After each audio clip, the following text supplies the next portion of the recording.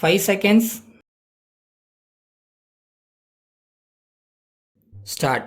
துணைத் தலைவர் அவர்களே, ஆளுநர் உரைக்கு நன்றி தெரிவிக்கும் தீர்மானத்திற்கு ஆதரவு அளிக்கின்ற வகையில் நான் சில கருத்துக்களை சொல்ல விரும்புகிறேன். தமிழ்நாட்டின் பண்பையும் தமிழ் இலக்கியத்தின் சிறப்பையும் எடுத்துக் காட்டுவதற்காக இந்த ஆண்டு நடந்த பெரும் முயற்சி உலக பாராட்டுக்குரிய ஒன்றாக இருந்தது என்பதை நாம் ஒப்புக்கொள்ளத்தான் வேண்டும். பொதுவாக மக்கள் பேசிக்கொள்வது இதற்கு எவ்வளவு அதிகமாக பணம் செலவு செய்ய வேண்டுமா என்பது. மதுரை நகரத்திலிருந்து வந்துள்ள எனக்கு இந்த செலவு நிரந்தரமான பெருமையை உருவாக்கி தந்திருப்பதாக தோன்றுவதோடு மதுரை நகரத்தின் பெருமையை வெளிக்கொண்டு வந்திருப்பதனாலேயே இந்த செலவு பொருத்தமானது. இப்படி ஆண்டுதோறும் ஒரு நகரத்திற்கு செலவு செய்தாலும் அது பொருத்தமானது என்ற என் கருத்தை தெரிவித்துக் கொள்கிறேன். இப்போது தேசிய ஒருமைப்பாடு பற்றி பேசப்படுகிறது. அதற்கு இன்னொருவருடைய பண்பாட்டை புரிந்து கொண்டு அதற்கு மரியாதை கொடுக்கின்ற அளவுக்கு நிலைமைகளை வளர்த்து கொள்ள வேண்டும். அதற்கு இம்மாதிரி விழாக்கள் நிறைய நடைபெற வேண்டும். இப்படி ஒரு சிறந்த நகரம் இருக்கிறது. அங்குள்ளவர்கள் மற்றவர்களோடு அவர்களுடைய பண்பாட்டையும் நாகரிகத்தையும் புரிந்து கொண்டு சிறப்பாக கூடி வாழ முன் வருகிறார்கள் என்ற செய்தியை பரப்பியதற்காக நான் நன்றி செலுத்துகிறேன். அடுத்து, ஆளுநர் உரையிலே வறுமையை போக்க நாட்டை தொழில்மயமாக்க வேண்டும் என்று குறிப்பிடப்பட்டு இருக்கிறது.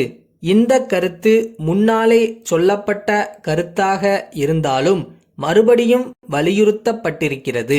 இந்த வார்த்தைகளை கொண்டு அந்த தொழில் மையத்தை எப்படி இந்த நாட்டிலே கொண்டு வருவது என்பதை நாம் சிந்திக்க வேண்டும். என்னுடைய அனுபவத்திலே இருந்து நான் சில விஷயங்களை சொல்கிறேன். இவ்வளவு காலமாக இந்த நாட்டை தொழில்மயமாக்குவதற்கு செய்த முயற்சிகளிலிருந்து எனக்கு ஏற்பட்ட சில அனுபவங்களை நான் பகிர்ந்து கொள்கிறேன். அரசு உண்மையாக வறுமையை போக்க வேண்டுமென்று நினைத்தால் சிறு தொழில்களை, கிராம தொழில்களை, விவசாயத்துடன் இணைந்த தொழில்களை வளர்க்க வேண்டுமென்று சுட்டிக்காட்ட விரும்புகிறேன். ஆனால் தொழில்மயமாக்க வேண்டும் என்று சொல்லிக்கொண்டு பெரும் தொழில்களை ஆரம்பிக்கிறார்கள். உலகத்தில் பல பகுதிகளில் அதிகமான அளவில் தொழில்கள் ஆரம்பிக்கப்பட்டிருக்கின்றன. நம்முடைய நாட்டில் பீகார் மாநிலத்தில் அதிகமான பெரும் தொழில்களை ஆரம்பித்திருக்கிறார்கள் என்பதை இங்கே குறிப்பிட விரும்புகிறேன். எனினும் அங்குள்ள வறுமை நிலைமை குறைந்திருக்கிறதா?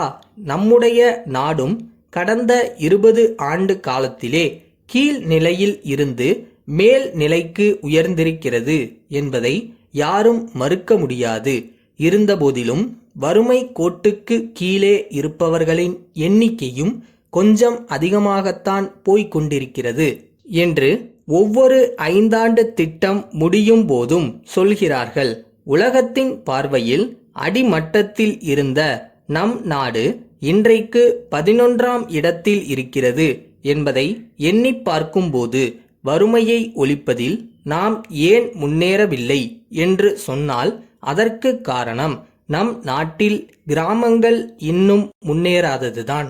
தொழில்மயமாக்க வேண்டும் என்று சொல்லி பெரும் தொழில்களை நாம் அதிகமாக பெருக்கிவிடக் கூடாது. கிராமத்தில் செய்யக்கூடிய தொழில்களை கிராமத்திலே உள்ளவர்கள் செய்ய வேண்டும் என்று விட்டுவிட வேண்டும். எந்த தொழிலை கிராமத்திலே செய்கிறார்களோ அந்த தொழிலை பெருந்தொழில் ஆக்கக்கூடாது என்று கேட்டுக்கொள்கிறேன். இந்த கருத்துக்களை இப்போது பிற நாட்டினரும் ஏற்றுக்கொண்டு சிந்திக்க ஆரம்பித்து விட்டார்கள் என்பது குறிப்பிடத்தக்கது.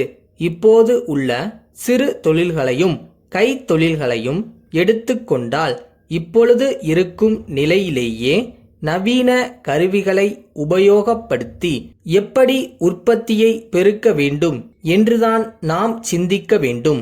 நம் நாட்டில் உள்ளவர்கள், குறிப்பாக தமிழ்நாட்டில் உள்ளவர்கள் வறுமை கோட்டிற்கு மேலே வருவதற்கு இந்த மாதிரியான திட்டம் உதவியாக இருக்கும்.